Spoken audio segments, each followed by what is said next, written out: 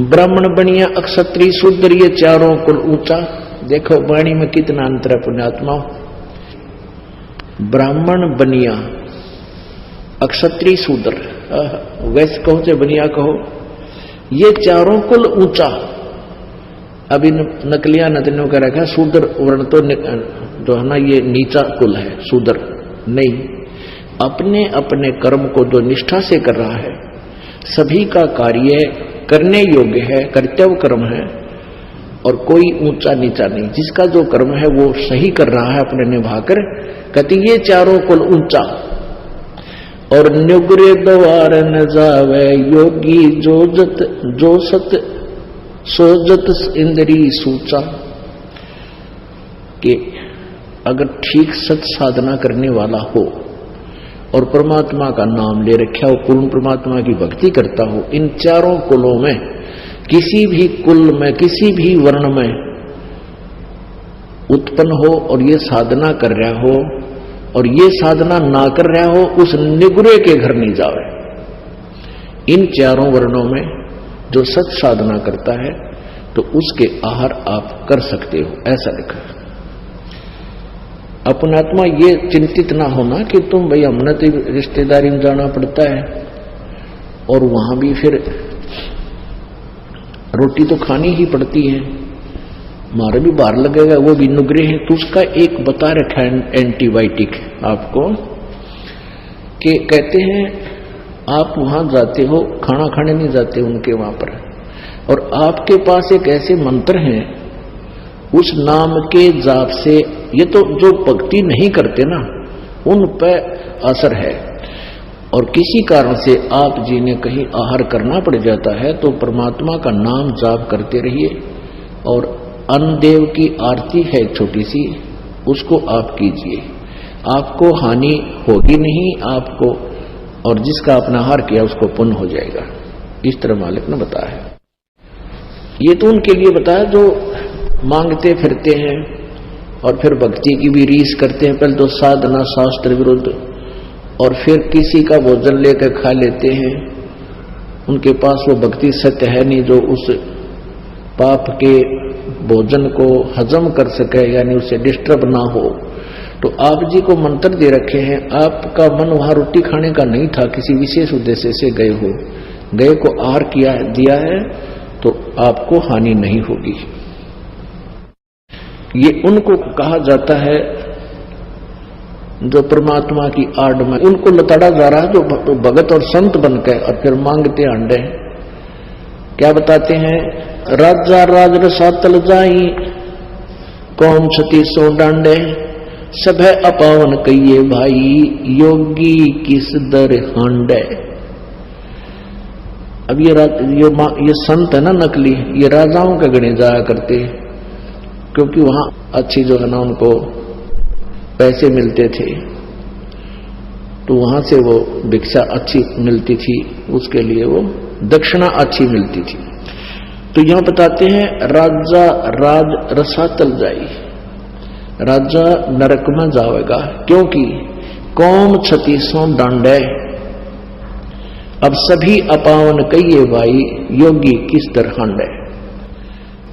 राजा जैसे राजा लोग टैक्स लगाते हैं आपके ऊपर, तो उस टैक्स के माध्यम से अच्छे बुरे गरीब अमीर सबका पैसा राजा के पास जाता है, और उसी से वो अपना निर्वाह करता है, अपनी सेना रखता है, अपने ऐश्वर्य के साधन करता है। उसमें से फिर कहते संत जाके खावे तो वो भी साथ नरक में जावे। एक हलाई सेंस कसाई, पलड़ा बेस बजावे, और कोठे माही नाच घाल के कोरा काल मनावे। एक अलाई होती है, जैसे किसान हल जोतता है ना, और एक एकड़ मान ले जमीन है 200 फुट लंबा और 220 फुट लंबा और 198 फुट चौड़ा, ऐसा एक एकड़ होता है। तो उसमें हल से संवारते समय वो लगभग 20 फुट चौड़ा और 180 200 यानी पूरे एकड़ की एक साइड की लंबाई ले लेता। तो उस 20 बाई 220 मान लो, एक हलाई में जो वो हल के द्वारा जमीन खोदता है तो उसमें उसको 1000 कसाइयों जितना पाप बन जाता है। बताओ। और फिर कहां जाता है? वो क्या करता है उस पैसे, जैसे घन अन्न हो गया किसान का, फिर वो बेच का होगा बनिया का, बनिए का बेचता है तो बनिया के सोचा है उस अनाज को अपने कोठे में अपने सटोर में रख लेता है और फिर न सोचा ये भगवान इनका काल पड़ जा और तेरा गेहूं महंगा बिक गया। वह पाप का भागी कितनी दुष्ट सोच हो जाती है उस बिजनेसमैन की। तो कहते हैं 1 सेंस कसाई, मान लीजिए तो किसान के घर भोजन खाना चाहता है तो उसके ऊपर इतना भार बन जाता है। अपने आत्माओं, ये अध्यात्म ज्ञान है, ये तत्व ज्ञान है। इस तत्व ज्ञान को समझने के लिए आपको धैर्य रखना पड़ेगा, डगमग नहीं होना, घबराना नहीं। अब जैसे आप जाते हो किसी के घर खाना भी खाना पड़ता है, किसान के घर भी जन्म है रोगों का और भी बनिया के घर भी जन्म है। तो जैसे हम प्रतिदिन कपड़ा पहनते हैं, जैसे हम प्रतिदिन कपड़ा पहनते हैं और ये मैला हो जाता है, स्वाभाविक है, तो इसको धोने के लिए साबुन और जल का प्रयोग किया जाता है, ये स्वच्छ हो जाता है। ऐसे आपको एक मंत्र दे रखा सतनाम। इस सतनाम के जाप आपके ऊपर ये भार नहीं बनेगा। अब जैसे आप किसी रिश्तेदार के यहां चले गए, आपने आहार तो करना ही पड़ेगा, अपने मंत्र जाप करना, आरती करें, और अब आपको तो लाभ बाहर बनेगा नहीं क्योंकि आपके पास तो वो साबुन और जल है, मैल कट जाएगा। और आपको आहार कराने में जिसके घर आपने भोजन पाया उसको पुण्य मिलेगा, क्योंकि संत भगत के खिलाने का, भोजन कराने का बहुत पुण्य होता है। अपना आत्मा तुम गड़बड़ ना कर दियो, कभी भगतान बुला के जमान लाग जाओ, कभी मेरे वाले इस काम में फिर फेल कर दो तुम नहीं। अपनी भक्ति करो, सब न राम नाम पर ला दो, और वो भी भक्ति। तो फिर वो दूसरा तरीका, पहले क्या था, या परमात्मा आते हैं एक सुचारू, स्वयं आते हैं या मेरे जैसे दास को भेज देते हैं, ज्ञान वही होता है, परमात्मा विधान वही होता है, अप्लीकेबल वो खुद भी करते हैं, अपने नुमाइंदे रिप्रेजेंटेटिव से भी उसको वो सुचारू करवा देते हैं, लागू करवाते हैं। तो पहले क्या होता था, जैसे शादी ब्याह होया करती, ब्याह होता था तो पूरे गांव में से प्रत्येक, पहले तो चूल्हा न्योत होया करता, छोटे घर थे, गांव थे, पूरे के पूरे घर को आमंत्रित करते थे कि आज आपने हमारे घर भोजन खाना है।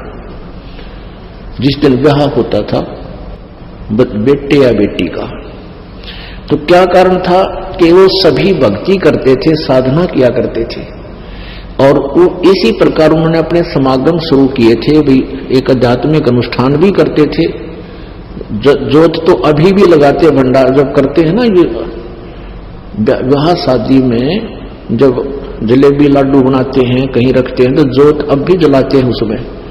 तो अब तो वह लकीर पीट रहे हैं, और आज तुम्हारा खाका ये मैं तुमने बोला, मैं तुम्हारे खाका आया था, इसलिए वो एक परंपरा बनी। पहले ये उद्देश्य था कि सभी भक्ति करते थे और भक्तों को अपने घर पर बुला के आहार कराया करते थे।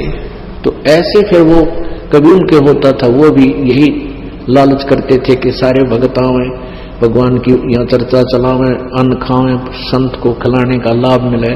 तो ये परंपरा चलती चलती फिर इतनी बिगड़ गई, फिर नृत्य शुरू हो गए। तुम वो न मारे नौता दिया था, मैं भी उनके देखा हूं, अन्यथा नहीं। तो ये प्रोग्राम तो पहले बिगड़ का बिगड़ा हुआ रूप हो गया। तो ऐसे आप अपनी भक्ति करते रहिए, आपको हानि नहीं होगा।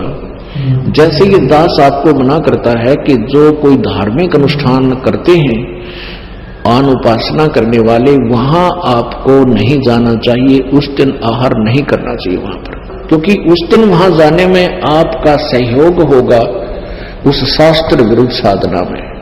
गीता जी अध्याय नंबर 16 के श्लोक नंबर 23 में कहा कि शास्त्र विधि को त्याग कर जो मनमाना आचरण करते हैं